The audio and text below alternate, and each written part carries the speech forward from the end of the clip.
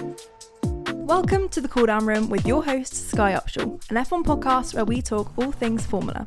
Welcome back, everyone. Thank you so much for joining me today. Today I am joined with a very special guest, Olivia. Hello, Olivia. Thank you so much for joining me. Thank you for having me. Could you just introduce yourself to the viewers and listeners? Tell us a little bit about yourself. Of course. So I am a motorsport content creator with a focus on F1 and a bit of Formula E these days as well. Try and focus a little bit more on the technical side of the sport, just to keep things interesting. Mm-hmm. Yeah. I'm loving the content. I've been watching it for, a while. You keep kind of popping up on my You page and Instagram. I was like, she's really cool. She needs a follow. So how did you get into it? How did you start off with all the motorsport stuff? Well, I've always been a fan of F1 in particular. I grew up in Dubai, which is obviously very close to Abu Dhabi. And so my parents used to take me to the Abu Dhabi Grand Prix every year. So I got into it through that initially. And then in terms of content, I just started making content when I was still at university, just because I enjoyed it. There was a lot going on in the F1 content creation space at the time that I was really enjoying from a consumer perspective. So I started putting my own stuff out there, started doing all right. Now here we are. Yeah, well, you've done, as I say, done very well. And I think you've kind of started to make a name for yourself. And I think that's just so cool. You're just kind of doing very well. Yeah, you said a little bit about the fact that you make technical related content. And I think that's really unique because we just had the chat a minute ago, but it's kind of something a bit unique because we don't really see that much within the F1 or Formula E motorsport side of things. Are you interested in the technical side of it? Are you into cars? What made you get into that? Yeah, I've always been a bit of a science girly in terms of my education and my degree. So I've always found the technical side of anything pretty interesting. And then, as I got more into F1 as a fan, particularly in terms of content, I just found, like you say, there wasn't many people putting out that side of things, and that the tech and the data isn't that accessible to fans, and it can be very complicated if you don't know what you're looking at and you don't understand how it works.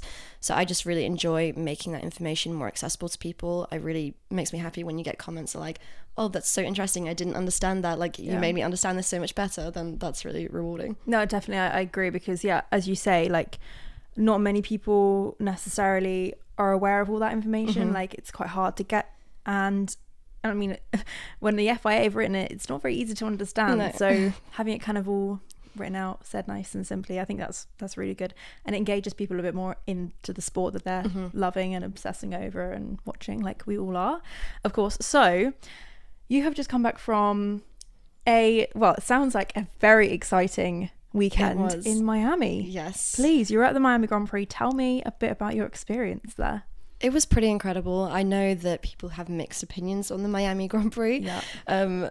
However, from the perspective of someone at the event, it is quite spectacular. Yeah. It's such a cool track. The paddock is absolutely amazing. I can imagine they probably put more work into that at that race than they do at a lot of others, because of the audience they're trying to appeal to, I suppose, in terms of the types of people that go to that race. But the paddock was so cool. There's so much going on. Amazing city as well, obviously. Yeah. The weather was great. And obviously, Lando's first win was... I will never, ever get over getting to see that in person and actually being at that race. It's so special. So yeah, it was incredible. That whole weekend, I was just watching it from the comfort of my home. I can't imagine. I was amazed to see that race. It was a really competitive race, and I'm so happy for Lando to have his finally after 5 years, his first win in F1, and I'm hoping, honestly, first of many. What was it like? What was the atmosphere like when you were there? It was incredible.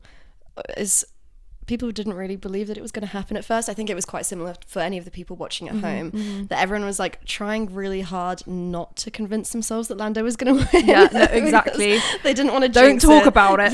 Yeah, no one talk about it. Even the commentators were like, don't talk about it. And it was kind of the same at the track. People were not getting excited until very close to the end of the race, where it became clear. I think there's a few laps left to go. Lando still had a 7-second lead over Max, and people were like, okay, it's happening, people, stay calm. And then the energy was quite incredible. Everyone was so excited, running to the barriers of the track. Of course, yeah, because I guess people were allowed on track as well afterwards. Yeah, they do the track invasion, and yeah, I mean, I've been to a few races now, and I don't think I've ever seen a crowd that excited towards the end of a race, so that was really, really nice to see. But so memorable for him as well, because of course it could have been anywhere, it could have been at any of these tracks, it was bound to happen one day, but being in Miami, first one in Miami, I just think that has a great ring to it. Like the fact that I know he had to change his flight to stay for the evening to enjoy, you have to enjoy it.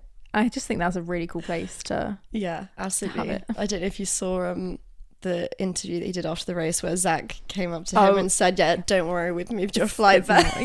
But I was surprised he said in the morning. I was like, oh, they're gonna have to, I think he had an all-nighter. That's what I saw anyway. Yeah, I mean, I might have maybe seen him celebrating that night, and he was having a great time, unsurprisingly. Absolutely. So I'm not surprised they had to move his flight. Definitely. Oh no, absolutely. So what was obviously the race was great. Were you in the paddock? Or were you watching? How was fortunate enough to have a paddock pass for the first time, which was an incredible experience. Yeah. It's what every F1 fan dreams of, right? The access is just unbelievable, so amazing, and seeing like the drivers walking around so casually, it's quite the experience. I can't imagine just walking through and just there's Carlos Sainz. Yeah. That's just pretty cool, isn't it? It was very weird, but very exciting. An amazing experience. You mentioned that you've been to a few races before Miami. Which ones have you been to? So I wouldn't say I've been to a wide variety of races. I've mostly just been to Abu Dhabi multiple times. Yeah. And then I have done Silverstone, and Miami, and Monaco is the other one that I did for the first time last year. See, Monaco sounds I cannot wait to go to Monaco. It's still my favorite. I had an incredible experience in Miami, but there's something that you can't beat about the Monaco vibes. Oh, definitely. No, absolutely. Yeah. So was that with F1 or was that with Formula E? That was with Formula One last year. Amazing. I did also do the Monaco E-Prix a couple of weeks ago as well. Yeah, we'll get to Formula E in a minute because I know that you've had a little bit of involvement there. But going to Monaco, seeing that race, I know the cars are a bit big for that track, but you cannot beat the Monaco Grand Prix. Yeah. The race might be pretty set once qualifying's done, but who cares? I mean, it's Monaco. I think the thing with Monaco is obviously when you attend any race, anyone who's been to a race will know this. It's actually very difficult to follow what's going on track anyway. So hard. So I think Monaco's a great one to go to because you don't care that you can't follow the race. You know it's not going to be that exciting anyway. Nope. You're just there for the vibes to just see the cars, enjoy the atmosphere, and have a great time. Observe some and crashes. You're not too worried about what's going on. Oh no, definitely. Yeah. No, because I mean, watching on TV is pretty, I'd say, bad enough. Yeah. I was like, okay, yeah, that's done. Yeah. Well, I mean, there is some. I mean, it tends to be crashes and stuff, isn't there? But yeah, no. But I mean, that sounds amazing. I'm very jealous right now of that experience, definitely. And then Abu Dhabi. Did you say? Yes, yeah. Abu Dhabi I've done really a few times. Yeah. Unfortunately, I wasn't there in 2021, which is a bit of a shame. Honestly, it's like one of the only few years that I haven't. The ultimate race, wasn't it? That one. Yeah. Killer. Yeah. No, that whole track I love. I really, really, really love that weekend. I love the Abu Dhabi track. I mean it looks nice for starters. It's a cool one. Yeah. And obviously with it being the last race of the season, that really helps. Again, it's always just a really good atmosphere. All the drivers are very relaxed by that point, particularly in the last couple of years where a lot of them haven't necessarily been fighting for any particular kind of result. So I do enjoy that one for sure. Yeah, no, definitely. I mean, speaking of like teams fighting results, we have seen an improvement over this weekend just gone in Miami of McLaren, of course. I mean, we saw an improvement of Ferrari over the past couple months. I mean, Red Bull have had some dramas. Is that probably the right word to say? Drama? Yeah. They've had some interesting things going on. So I guess I would like to hear your thoughts. What do you think are McLaren's next steps after achieving that win? I think the Red Bull is obviously still leagues above everyone else this year, particularly Max in that Red Bull. So I don't think we will see teams like McLaren or Ferrari contending for that championship this year, in my opinion. But I think it does speak volumes on what we might get to see over the next couple of years. Hopefully next year, if McLaren can continue the momentum of development that they've had, because we saw it beginning last season Yeah. when they started to pick up the pace, and now they're clearly getting closer and closer to that Red Bull. Yeah. So my hopes are that for 2025 we will have Lando and Max fighting for a championship. See, that sounds fun, doesn't it? Yeah. Like the McLaren, I do think that they have improved so much over the obviously over the past year. If you look at the result of those two cars in Miami last year, Yes. and now they've gone ahead and win. They finished the race last year, what was it, like 18th and something, like very low down. Yeah. So they have like come on leaps and bounds, which Yes. is so good to see. Like, oh my word. They have. But yeah, I mean, I'm hoping really that in the next few races they will only improve, because we are heading to Italy next weekend, and that means, well, I have seen that McLaren are bringing upgrades, Ferrari are bringing upgrades, Red Bull are bringing upgrades. A lot of things could go on with that, because Red Bull could just increase their lead generally and make their car even better, however that would be managed. Or, of course, we could see Ferrari and McLaren improve their car enough to start to maintain this lovely win that we've just had. Which is what I hope to see. I mean, I say that I don't think that they'll be contending for the championship, but you never know. No, yeah. Like I say, we don't know what upgrades they're bringing. We don't know what their development is going to look like. No. Red Bull might struggle to develop the car any further. I mean, I think they probably will be able to find some more pace somewhere. Yeah. But yeah, you know, we're still very early on in the season at the end of the day. Yeah. So I think Red Bull has this one in the bag for sure. I know there's been a lot of conversation about other teams getting that championship win, but I'm not sure really that's possible, because I mean, Red Bull have done so well and they really have a great team. But at the end of this year, they are losing, or they have sort of already lost in ways, some very important people. What are your thoughts on Adrian Newey, of course, leaving the Red Bull team? Yes. Big news, obviously. Very. I think his departure is very interesting. It'll be more interesting if he does go to another team. Yeah. I'm not sure how likely that is. Yeah. Obviously, a lot of people have said, no, he's just moving to do the Red Bull hypercar project. Yeah. But as far as I'm aware, that is due to be completed early 2025 anyway. Okay. So it wouldn't necessarily stop him from moving to another team. Yeah. If he doesn't move, I mean, it still could mean big things for Red Bull's development going forwards, particularly like into new regulation changes. Absolutely. And it might mean they have less of a chance of making that transition successfully. Yeah. Yeah, I hope he goes to another team. Yeah, I mean, Adrian Newey generally brings success to any team that he arrives at the door of. So I did see an interview. I'm not sure if you saw the interview. It was with, I want to say, Martin Brundle at the Miami Grand Prix. Okay. If it wasn't Martin, I apologize, but let's say it was Martin. So he asked Adrian, like, what is your plans for your next step? It was a very vague kind of answer that Adrian gave, and he said that he basically wanted to travel around with his wife.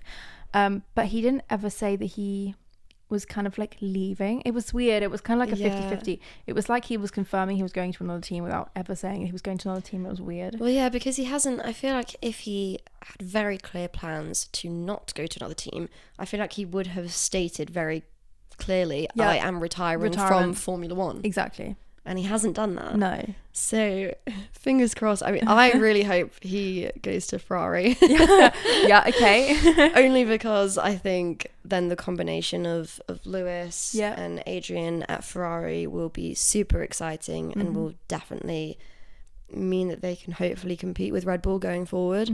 I know Adrian Newey in the past has said as well that he, as is everyone ever in Formula One, right? Drivers, engineers, team bosses, whatever it is, there's always that urge to go to Ferrari, be able to tick that off your bucket list. It's the red team. Yeah, have Ferrari on your CV, and I know he's expressed that in the past as well. So we'll see. Yeah, I mean, Ferrari, obviously we have big things happening for Ferrari over the next year, 2 years, having Lewis moving over there, and I think I wouldn't be complaining at that. Adding Adrian to that kind of resume. Yeah, I think it would fun. Make it a very interesting mix. Oh, it definitely would. It really would. Yeah. So, well, I'm assuming that you are then a Ferrari fan. I am. I think when you're a kid and you get into Formula One, at least for me, it's probably one of the only brands / names that you recognize at a young age. Yeah. So I picked Ferrari at 9 years old, stuck with it for my sins. Absolutely. Oh, Ferrari's so iconic though. You can't. Yeah, it's the history. It's everything. That being said, like, I like to support whoever is doing well at the time. Obviously, everyone, no matter the team they supported, loved watching Lando get his first win. Yeah. I am not complaining at Max's dominance either, aside from, you know, it bringing less interest to the sport. Yeah. I still don't have any complaints about the history that he's making right now. Yeah, oh, absolutely. He's what a driver. He's doing really well. I wonder how this win with Lando is going to affect him, because he hasn't had that kind of competition in 2 years, so he must be slightly outdated with it in many ways. Checo has been the only successful driver to have beaten him on track, and that has happened only, probably count them on one hand, the amount of times that happened. So yeah, I wonder what he'll be thinking going into the next race, or whether he'll just be completely calm and happy and that he's just going to go straight back to. It's quite interesting. He seemed quite relaxed. Yes. After the race he win. Did congratulate but I think, obviously they're good friends. Yes, yeah, of course. And it was quite funny to see Max like so happy and calm about being P2. After the race finished, he just like had a smile on his face, and they were like, you know, are you annoyed that you didn't win? And he's just like, no, it's fine, very chilled. In terms of going forwards, I think obviously like there was still a bit of luck involved there with Lando's win in terms of the timing of the safety car, always, and Max's tyres. So I don't think he'll be panicking too much at this point in time. No. Yeah, I think that we'll just have to see over the next few races how much of a leap that McLaren or that Ferrari has managed to do. Yes. Definitely. We did have the second round of F1 Academy while at Miami. Did you get to witness that race? We did, yes. I got to watch all of the racing. Amazing. Which was very nice to see. Yeah. In fact, I left out a race. I was also at the Saudi Grand Prix this year. Oh, love it. Losing track. Okay. You've seen two then. Yes. Great. So getting to see them race early on in the season in Saudi as well. That was only the second race of the season. That was really nice. And watching how the momentum has grown since then, even just in the last few races between Saudi and Miami, the support has just grown massively. Yeah. The excitement of the fans who are at the track about seeing the F1 Academy paddock and the drivers, it's really, really nice to see. No, definitely. I think that the F1 Academy is only growing in a really positive way, and the racing is super competitive. It is, it's so good to watch, whether you know who's driving or not. Like, really great on track stuff, and it keeps you entertained from start to finish. And I kind of love how short the races are. Yes. They're not going to take 2 hours to get through. It's like a nice half hour or so, and I just think that's I love the racing. Actually, I think it's great. Cars are a little bit smaller as well, which is handy for some smaller Indeed, tracks. Yeah. But yeah, we did. Obviously, you mentioned that there was a little bit of conversation around the commentary going on at Miami, which I actually seemingly missed. What happened? So I think I saw a little bit of it at track and then heard more about it afterwards. Obviously, it's hard to take everything in when you're actually there. But I definitely remember during one of the races, some of the male commentators saying some rather questionable things. I'm sure a lot of people have seen it online by now, but things like, you know, the race is starting, girls, time to put down your phones and watch, which is a very bizarre comment for me, because I mean the women are the ones supporting the F1 Academy drivers more so than anyone else. It didn't make any sense, that comment. No, because I don't know what did they mean by that. Was it like put your phones out? Like, it could have been in so many respects, but what is it, like that you're not interested and that you need to, or is it like I don't know what. Yeah, for me, maybe it's an assumption, but for me the sentiment was the stereotype that the women are there not for the racing, not because they're actually interested in what's going on, but because, well, for any other reason, basically. That's so weird. And therefore they're just strapped to their phones the whole time, and they need to be encouraged to put them down to watch the racing. But to say it in the context of the F1 Academy race was just so weird. And that wasn't the only thing. I know there was stuff said about, like, one commentator saying that he was struggling to not make any sexist comments during the race, which, I mean, Again, very odd. I don't know why that's a struggle.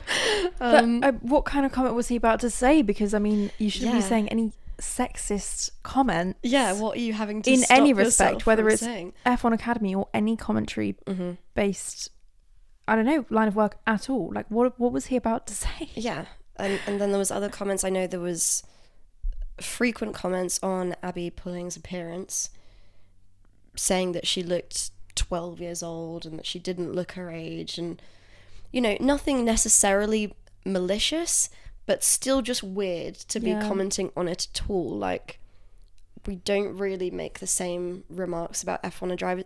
Even when you have young rookies come in, like Ollie Behrman, I know there are comments about like he looks young, but it always feels like it's in more of a celebratory way. Yeah, like he's so young, he's done really well, how amazing he's doing. Yeah, exactly. Not a like more looking to the future. Whereas this felt a little almost like a backhanded kind of style. Yes, of like she looks just like a child. Bizarre. Yeah, and the frequency of the comments as well. It was all just quite strange. Quite strange. No. Now, I said to you earlier, the thing that made it sad for me was there was so much positive stuff going on around F1 Academy in every other respect. As I said, the fans at the track were super excited to see it. They open up their paddock to the public at several points throughout the weekend, so you can walk around, and there was so many people constantly in the paddock wanting to get in the paddock, a complete mixture of boys, girls, men, women, all excited to be there and see the drivers and the cars, which I obviously loved. And then you've got the announcement of the Netflix series, and that being really exciting. That was a big thing over the weekend. I'm sure that had a lot of conversation. So just all these positive things happening, and you start to feel really good about, like, they're really making a difference here. This is incredible. Yeah. And then you hear the male commentators saying those things, and completely, it just felt like a rejection of everything that they're trying to achieve with F1 Academy. Yeah. And yeah, it was that contrast for me that was quite sad, because the fans clearly are not thinking those same negative things. No. Or a lot of them, at least. It's weird. I really don't, as you've just said, like, everything around it at the moment has been so positive. And they've just released that they are filming that Netflix kind of like Drive to Survive style F1 Academy version of that series. And I think that is going to be amazing. That's going to be really good for the sport, and it will bring some new fans into it, which is exactly what it did for F1.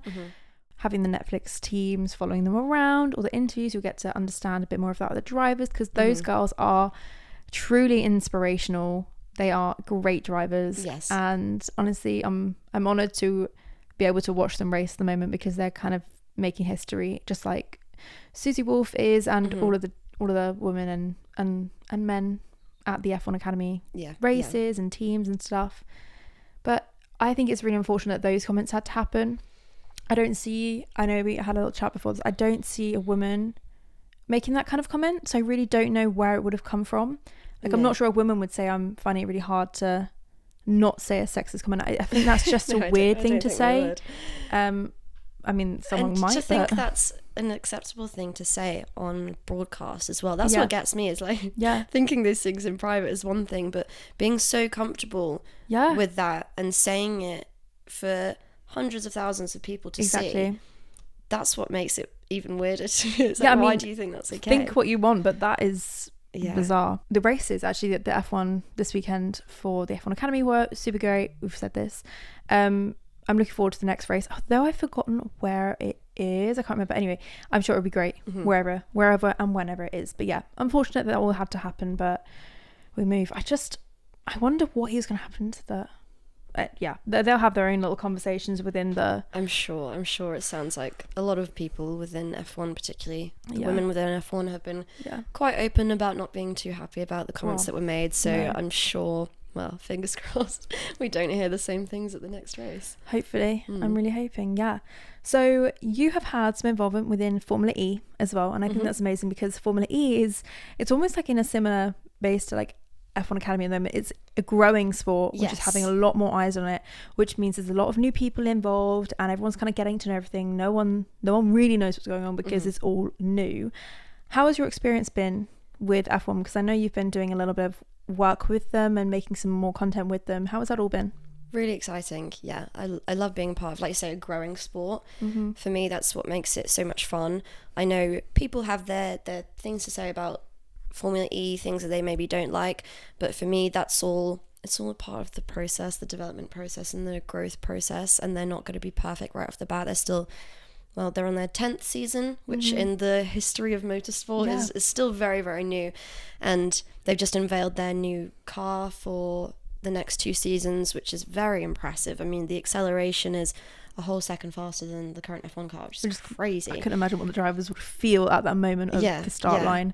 Scary stuff. So yeah, I find it really exciting working with Formula E from a technical perspective as well. As I said, the thing that I like about making technical content is making it more accessible to fans. Yep.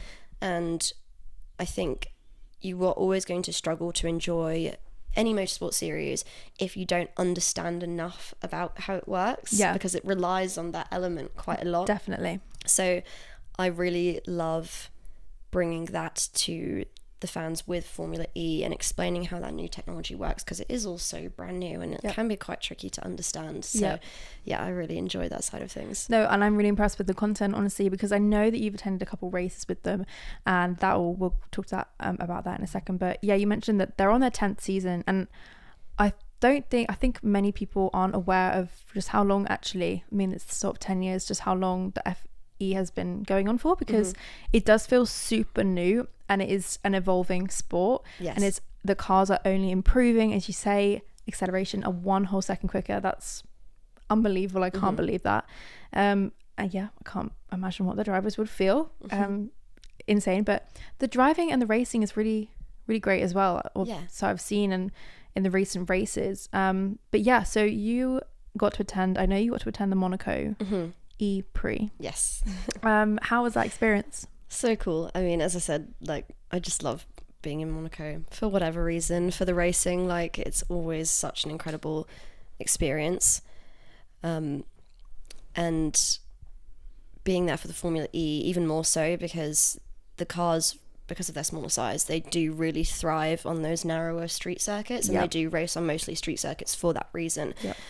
So for me, Monaco is where they really, really shine. Yes. And where the sport shines as a racing series, because it's so exciting, and we get so used to, as we said earlier, boring races in Monaco, that being there, and I mean, I think they had something crazy like 190 overtakes or something in in the one race, which is crazy. What, in Monaco? Yeah. How is that possible? I think we only have 5 or so, and less than that probably. They're constantly swapping positions. That's, and it makes it really, really exciting. And we had the Jaguar double podium, which was really cool to see. So I saw that, which was cool. And I was working with them throughout the weekend, awesome. So it was really nice to be a part of that and see the drivers so excited, and the team as well. It was really, really nice. I saw that you were on the grids for like some video stuff, but I can't imagine the experience on that. Who did you get to talk to? So yeah, as I said, I was mostly working with Jaguar in Monaco. The way I'd like to do a race weekend is to pick one team that I'm going to be working with the majority of the time, just because I find that you can then build better rapport with the drivers and with the team members. They get more comfortable with you, which in turn makes for better content. So yeah, worked mostly with Jaguar, spoke to the drivers a couple of times, still got some content that's yet to go out them. I did a little stats quiz with the two drivers, which will be fun. I can't wait to see that. Did their like track walk interviews before the race, and then I did an interview with the team principal James Barkley on the grid, which was very cool. I mean, just being on the grid in Monaco was quite insane. Being part of any grid walk is an incredible experience. And then to actually be interviewing people on the grid as someone in motorsport content creation was quite a dream come true. I can imagine. That is a dream, because it's the excitement, it's how loud, how hot it is, how unbelievably chaotic, but everything is put down to, like, everyone has their own little job, but it is just chaos on the grid. But yeah, going through all that, getting to talk to the people, walking around, I think that just sounds so good. And then obviously to be able to watch the racing, which, as I say, very competitive. We've got the next Grand Prix. Was it in Berlin? Yes, Berlin, actually, as we're recording this right now. So the next one, by the time this goes up, will be somewhere in Asia, I believe. No, I'm really enjoying the racing at the moment, actually, within Formula E. But I think really exciting what you're doing with them. And also, I'd love to see a little bit more of their Formula E content on social media, because there is so much talk and everything about Formula One, and I think that's amazing. F1 Academy, sorry. And so I think it'd be amazing to see a little bit more of that personal content, the interviews, the social media content for Formula E. Definitely. Yes. Yeah, it's really exciting, as I said, to be part of a sport that's still so new and be able to put that content out to people. And I think Formula E has an inevitable place in the future of motorsport because of the obviously growing prevalence of electric vehicles. Yes, yeah.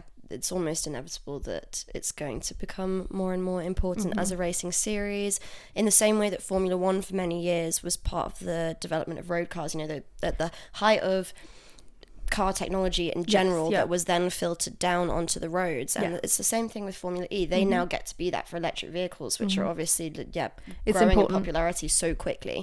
But it's really, really exciting. No, definitely. And as you say, because that is a huge part of the sports that we love and watch, is testing for real life, real roads.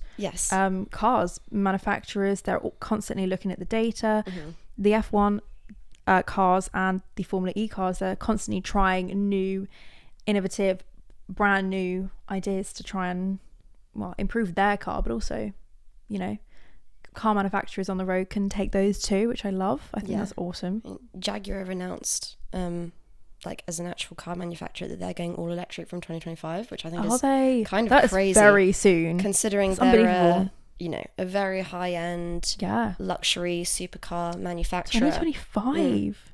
So they have a year. Yes. That is really so soon. They are effectively no longer going to be producing any internal combustion engine cars from 2025, which is crazy. So obviously, and they've obviously got a team in Formula E, as I said, so that's quite an important part of their process. Because I think other teams within Formula E, I think if you look at like McLaren, for example, they obviously have kind of one in each, which is great, which I think is cool for them. But you kind of wonder when they're going to follow along in many ways and increase their electrical car manufacturing and everything. I think Formula E is a big part of that, so super exciting. I wanted to ask, because I have never had the chance to attend a Formula E Grand Prix, and E-Prix, and I'm so looking forward to the day that I get to do that, hopefully soon. What is it like being there, the atmosphere, comparing it to the F1 that we're so used to? Really positive in general. First of all, I think I've never spoken to anyone who's been to an E-Prix that hasn't had very positive things to say about afterwards. That's so great. Even people who are skeptical, they'll go and they'll say, you know what, in person, it was actually very, very cool. Yeah, that's so good. Obviously, the racing, as we said, is a lot more competitive in many ways. So really cool experience. I also find, because it's a lot more accessible with ticket prices at the moment, with it being a newer sport, that you get a really, really nice mixture of people, a lot of families who have just kind of come almost as just like a day trip experience, who might not even be huge motorsport fans, but particularly when I've been to the race in London, it was just people like, it was just something cool to do in London, which is great because it's bringing new people into motorsport in general by being more accessible in that way. I think it's so good that they have a race in London, of course, being from England. Slightly biased, but exactly. But I think it's super fun to have them in the cities, being proper like street tracks. I mean, they're partially indoor, that's mental. That's just like go-karting. It sounds just like it's just a fun game, really. It does kind of feel when do that we way. Get to try driving them? But the cars look so different when you compare them to the F1 cars, which are obviously it's still open wheel racing, but the cars look so unbelievably different. And I just think that's really interesting. They're super angular. They've got lots of spikes in them. That's really cool. They're really Well, at the because I was at the launch, I said they've launched the Gen 3 Evo car, and they did that launch in Monaco, so I actually got to be there. Lucky, that's awesome. Yeah, very cool. And they launched it at the Prince's Car Collection in Monaco.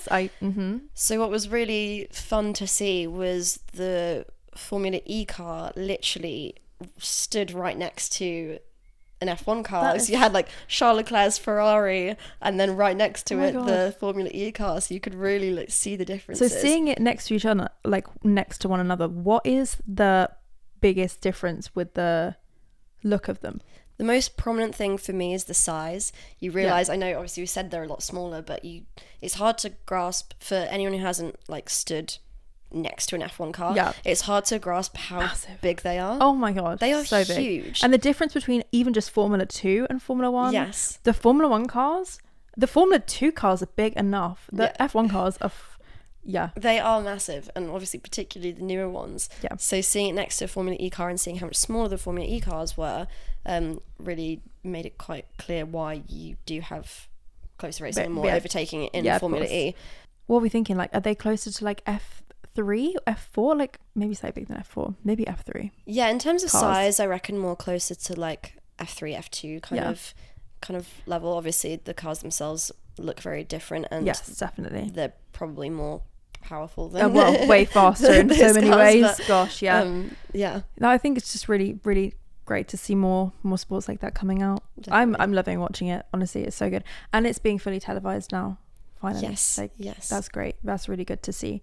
And the commentary is really good, and I think it's just an improving sport. So yeah, it is. I think it's just brilliant. I'm excited to see where it goes. Definitely, in the future, and being a part of that as Me well. too. Yes, absolutely. Yeah. So will you be attending more races for the year? Because I know that obviously there aren't many races within a Formula E season at the moment. Yes. So my next one now. So I'm only doing a total of 3 races with them this year, and then obviously making content off track as well. Yes.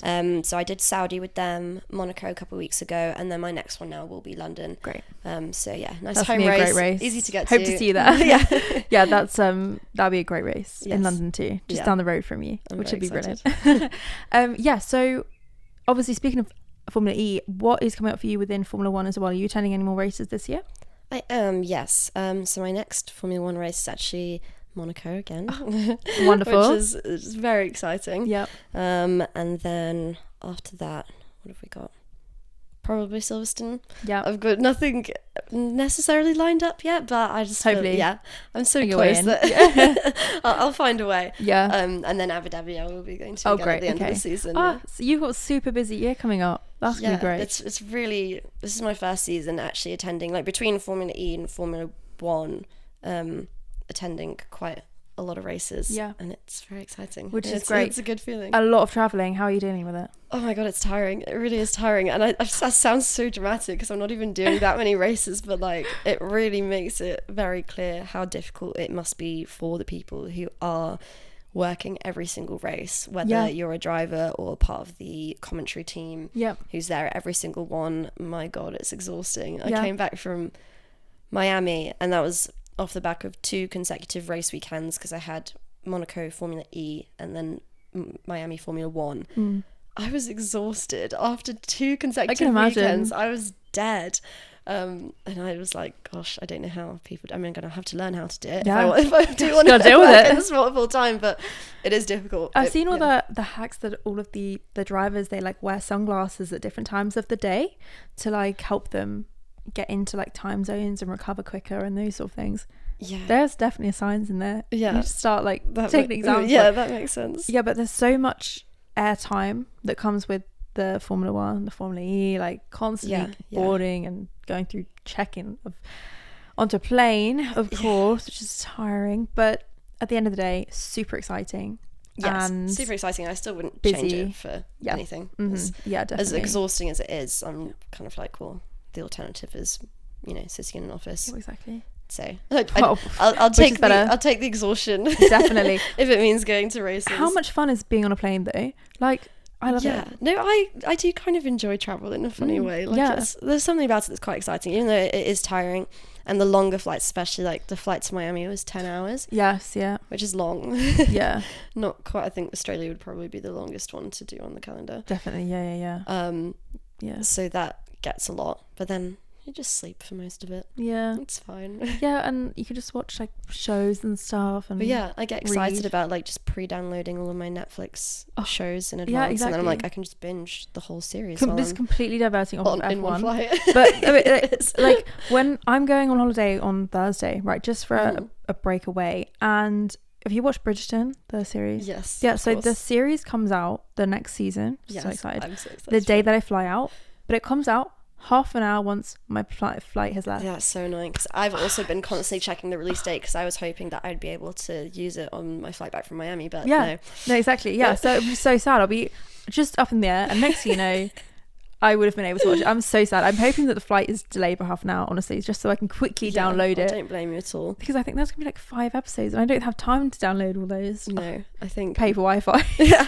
Maybe I'll have to save it for Monaco. Yeah, exactly. It's good binge, isn't it? Yeah. But I think there's only part 1 and part 2. Anyway, this completely off, like completely different, but moving it back in. Have you watched Drive to Survive? A little bit of it here and there, not a lot. No. I hadn't watched any of the seasons until I think the most recent one. I'm exactly the same. Yep. Mm-hmm. The one they put out, start of this year, wasn't it? Yes, it was only February, yeah. And I didn't watch it all either. I watched a couple of episodes, and I think it's... What, of the most recent series or the first one? The most recent. And I think the conclusion I came to was that it serves a purpose of attracting new fans, which is what it aimed to do and what it very successfully did. Yeah. But as someone who's there watching every single race and also engaging with all of the content away from the racing as well, in terms of, the drama and the politics of F1 behind the scenes and who's really engaging with that throughout the season. Yeah. Drive to Survive isn't adding anything. I'm just watching a repeat of the racing season. That is exactly it. In so many ways, though you do get to see a little bit. I know that the season of 2020 was really interesting to see everything that happened within COVID, and I did watch that with quite a lot of interest. Right, yeah. But generally, looking at the races, I know obviously being a fan that's already watched the races, you're kind of just watching, as you say, replay, but it is very dramatized. It's focusing on 1 or 2 drivers, and in so many ways they missed out like the big news of those races, which was, I found really confusing actually. The only one they didn't miss was Abu Dhabi in the 2021. That was a full race recap. That was understandably. But yeah, I mean, it's interesting really. It has brought so many new followers. I've got a hair on my okay. But yeah, I mean, the newest season is just a lot of talk race to race, like as I said, I to be quite frank, I got bored after 2 episodes because I was just like, I've seen this all before, so then I stopped. Exactly. However, that doesn't I don't mean to say that it doesn't serve so a purpose, brilliant. because clearly it's been very, very successful 100%. At bringing in a new audience, a younger audience, a more predominantly female audience, which is really great as a woman so much in the sport. So no complaints. It appeals to a certain group of people, and it does very well for that. If you're already a very invested fan, it's probably not adding much value for you. Yeah, exactly. And I know that we're looking forward to the F1 Academy version, and I'm really, really looking forward to that. I will really look forward to, because that now has the opportunity to serve the purpose that it did for F1. Exactly. Where it's a new series, no one knows that much about it. No, it's even so the new. Big motorsport fans, no one knows much about the drivers. And as I said before, I think the biggest barrier to enjoying particularly a motorsport is not understanding what's going on kind of behind the scenes, the politics, the drivers. You have to get a bit invested in their personalities as well. Because that's how you like support someone. That's how you become a fan, because you could just watch all the cars go around and think that one looks pretty, but the cars look the same. I mean, there's 2 of every car, so if you think that one looks pretty, like they all look the same. So you might just like the livery. So you don't really know unless you know the team or the driver and get to know them. So I think that's going to be huge for the F1 Academy. And also, no one really knows like who the teams are. Everyone sees the drivers, but who is heading that team? Who is the team boss? Or who are the mechanics, the engineers? Who is helping that person and that car get to the most successful point? Yeah, which is important, because within F1, those people are huge personalities as well. People also have favorite teams or teams that they support because of, just the team boss, or they really enjoy driver engineer relationships. I'm really excited to just get to know the drivers and the teams a bit better through the Netflix series. I think it's gonna be so good. Really, really good.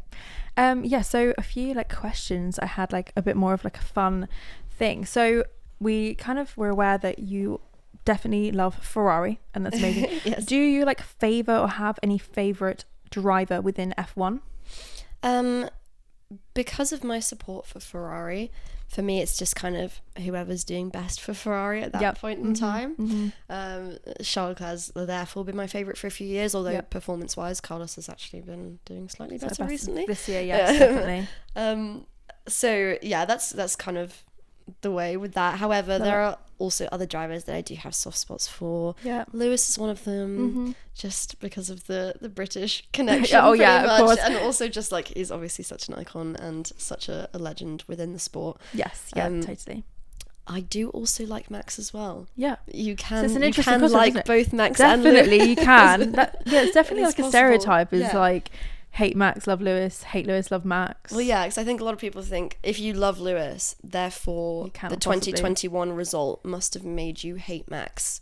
However, it wasn't Max's fault. No, exactly. Yeah, you got to be on the fence in most part.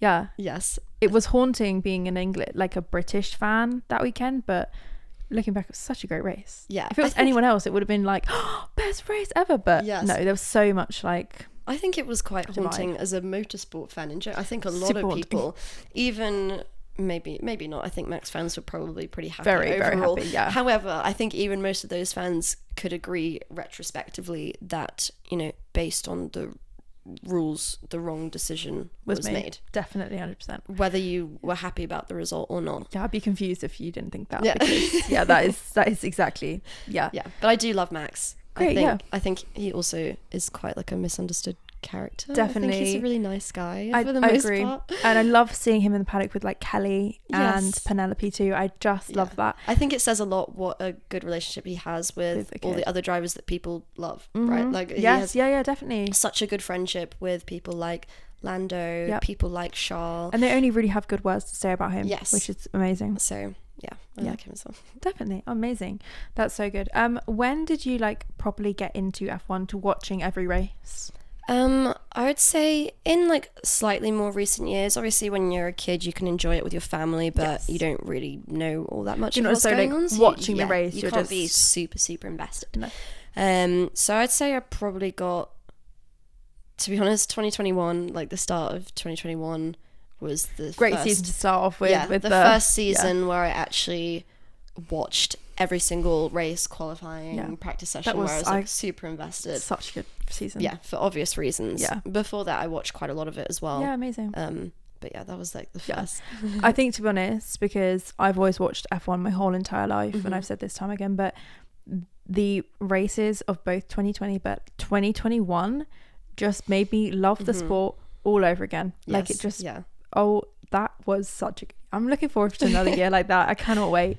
Within Formula E, do you have like a favourite team or do you support? Probably, I'd say like on track, maybe not necessarily. I think it's more a product of the teams that I've worked with and therefore gotten to know the drivers a bit better. Yeah. And at the moment, I've only really closely worked with Andretti and Jaguar. Yes, yeah. So, and I now have like good relationships with them and their teams. And they're all just like really nice people as well. Which is lovely, so I do enjoy working with them. So I'd say Andretti, Jaguar probably consist of my favourite drivers. Yeah. And teams. No, that's really cool. Actually, you know what, with Andretti doing pretty well in Formula E, what do you think of Andretti being declined for their team in F1? That's a good question. I mean, there is always going to be something appealing about a new team joining the grid because it brings more competition ultimately, and 100%. People like seeing more cars competing on track. More opportunities for drivers. Yeah, and I think people had a lot of belief in Andretti because obviously they're a hugely popular American car manufacturer, first of all. Yeah. They've been hugely successful in Formula E. Very much so. They also do pretty well in Indy. Yep. So if it was anyone else, I feel like people wouldn't have been too bothered because they would have thought, well, any new team coming in, like they're just not really going to be able to compete. But I think people thought Andretti were going to come in and be able to do something, which would have been exciting. From my perspective, I feel like I have to trust that if they, in the report, they kind of said that they didn't feel as though Andretti were prepared from an engine supplier perspective and other things. I feel like you kind of have to trust that is the case. Yes, yeah. And that maybe there's an opportunity there going forwards. Yes, hopefully. But yeah, it would be exciting to see another team on the grid. Yeah, I mean, I would really love them to see them on the grid, and if this year wasn't their year, 2025 isn't their year, then fair enough, and that's the FIA's decision. But I really would love to see another team, whether it's Andretti or not, although I do support them a lot. Yeah, I would love to see another team like that, as you say, they are well established in other motorsport competitions and championships. Yes. Anyway, and I think that's really important, instead of, I don't know, someone random like Porsche deciding that they suddenly wanted their team. But yeah, I think saying that Porsche do so many motorsport related that's probably a bad example. They do pretty well in Formula E. Very, very well within many championships. But yeah, I mean, Andretti would be so good, but yes, we'll just have to see and wait. I'm sure. I think the problem is I say like we should just trust that if they say they're ill prepared, then they're ill prepared, and that's that. Yes. However, there is also obviously a lot of things that would prevent people in F1 from wanting another team in F1. Definitely. First of all, none of the teams are going to want it to happen. None of the teams that are already in F1 want more competition, more splitting of prize funds. Yes, yeah. So none of them are going to be advocating for it at all. No. Which I think is quite a hard barrier to start with, because there are a lot of influential people within the teams who have influence upon the organisation as a whole and 100%. on the FIA that will say, no, we don't want this to happen. They have big voices. Yeah. Yes, yeah. Yeah, because as you say, though, for us viewers, that's all we really want is more competition and more opportunity for drivers to do well, more drivers coming into the sport. I'd love to see more points being given out to people lower down in the standings, but for the teams, they're literally looking at the complete opposite of that. They don't want any more points going to different drivers in the standings. They don't want more competition or competitors. Yeah. So yeah, it's a two-sided thing. We'll just have to see into the future. 20 drivers, 10 teams, such a rounded number, which I kind of love, but yes. Yeah, I don't think it'd be sad to make it 11. I think it would be sad to make 11. Let's make it 12. Let's bring 2 more in. All the teams. No, but I think, we'll see. We have some exciting years coming up within Formula 1. We do. And Formula E, obviously. Yes. So many different things. Do you watch any other like championships within motorsport? I really don't, to be honest. I try and keep somewhat on top with Formula 2, more so for the purpose of knowing who the drivers are who are coming moving through. Into. Yes, yeah. However, no, other than that, no. But I have been told many, many times that I should get into IndyCar. IndyCar's so good, yeah. Yeah. Mm-hmm. I know that it has a very good reputation. But it is really different to F1. People are like, oh, it's the same. It's so different. Yeah. It really is. And they just have different kind of racing, different cars completely. Mm-hmm. And it looks really similar, but it really isn't, which is fun. I like that. Yeah, I can imagine it is fun. Maybe I need to make this the year to try and get into it more. Yeah, but I think there's so many, you run out of time, don't you? Because everyone's like, oh, you need to watch MotoGP or you need to watch like Superbikes. It's like I already commit so much of my time to Formula 1 and Formula E. It's unbelievable. I know. Yeah, it's bad enough just watching F1 and Formula E. Yeah. It's unbelievable. Yeah, my mum is always like, she loves, like, my whole family love F1. That's nice. F1 Academy, F2, Formula E, I love it. But you get to some point, like, if it's a whole weekend, like, you're still watching. Yes, I have to watch. And the amount of sleep you have to lose over it as well. I know. When they're racing in different time zones. Because it's become an much far more international sport, they've obviously moved their times a bit, so they don't necessarily just favour the UK. And that's super biased. Fine, that's great. But like, come on, now we have to get up at like 3 a.m. to watch some of the qualifying. Yes, and there are people all over the world who have to do that. So like every time, so people in the US and Australia have to. It's only a couple races, so we lose a lot more sleep than we do in Europe. But it is, those early starts are painful. I know, they definitely are. I think, that's actually one of the reasons I would like to ask you. That's one of the reasons I personally really enjoy the sprint race weekends. What do you think of them? I enjoy the sprint weekends. I know, again, a lot of people don't have very good things to say about them. No. The main complaint I've heard is that it spoils Sunday's race because you already get a gauge of how well the teams are doing. Yeah. However, I feel like you get a lot of that from practice and other parts of the weekend anyway. It's also quite unusual that a team is going to drastically change their performance one weekend to the next. Yep. So to say that the sprint weekend spoils it entirely is, I don't think, based in much reality. Truth. Yeah, no, I completely agree. And at the end of the day, I just enjoy having another race to watch, to be quite honest. Exactly, because it swaps out. I know the only unfortunate thing that I think is that they only get one free practice session, though that's fine for us because it means we don't have to endure another one because, I mean, let's be honest, they are boring. But for the teams, I think it's a little, I mean, they're all in it together, but it's slightly unfair because of course they have to know and set up the car ready for the race weekend after 1 hour of being on track, which I think is insane. But yes, I love it. I'd much rather see them racing rather than just practicing random things that you don't even know what's going on. Yeah, I think that's the thing. Like you say, it's difficult from a team perspective. Again, in terms of qualifying as well, I always think, like, God, it must be hard to go from a race to then having to do qualifying for the even more important race. Yeah, exactly. It's a lot of pressure, and it's a lot to get done in a day. Yeah. But yeah. I think it has a lot of improvements as well. I think that the FIA should look at it and make it more competitive in ways. They should change things about it so it's not like the Grand Prix. Yes. But so it's this kind of own separate race that the drivers still want to compete for, because the problem is if you're not top 8, why are you really there? You're just going to and you're not about... You don't want to crash your car. Yeah, because you're more concerned. So they should give some reason, something random in there that means that the drivers want to achieve something. Yes.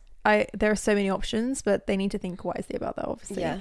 But I think it's great, really. But as you say, yeah, you've got obviously one qualifying and a race, and then quickly, literally a few hours normally. Yeah. I think Miami was like 3.5 or just 4. Yeah, it was quite a quick so then straight back to qualifying. So exciting overall, I think. But I think the idea of a sprint race in general I really like. But like you say, there definitely could be some revisions to the format to make it a bit more incentivized from a team perspective. Yeah, definitely. Yeah.